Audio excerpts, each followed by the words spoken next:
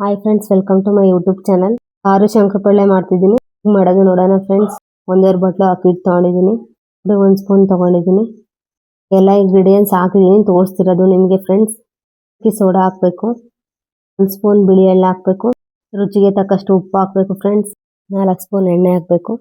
ಎಣ್ಣೆ ಹಾಕಿ ನೀರು ಹಾಕಿ ಚೆನ್ನಾಗಿ ಕಲಿಸ್ತಿದ್ದೀನಿ ನೋಡಿರಿ ಫ್ರೆಂಡ್ಸ್. ನೀರು ಹಾಕ್ತಿದ್ದೀನಿ, ಇವಾಗ ಚೆನ್ನಾಗಿ ಕಲಿಸ್ತಿದ್ದೀನಿ. ಸ್ವಲ್ಪ ನೀರು ಹಾಕಿ ಚಪಾತಿ ಹಿಟ್ಟು ಥರ ಕಲಿಸ್ಬೇಕು. ಇವಾಗ ಕಲಿಸ್ದೆ ಹಿಟ್ಟು ಬೆಲ್ಲೆ ಮಾಡ್ಕೊಂಡು ಉತ್ತಿದ್ದೀನಿ ಫ್ರೆಂಡ್ಸ್. ಇವಾಗ ಈ ತರ ಉದ್ಬೇಕು ಫ್ರೆಂಡ್ಸ್, ದಪ್ಪನೇ ಉದ್ಬೇಕು. ಸ್ವಲ್ಪ ಉದ್ದಿದಾಯ್ತು ಫ್ರೆಂಡ್ಸ್. ಇವಾಗ ಕಟ್ ಮಾಡ್ತಿದ್ದೀನಿ, ನೋಡ್ತಿದ್ದೀರಲ್ಲ ಫ್ರೆಂಡ್ಸ್.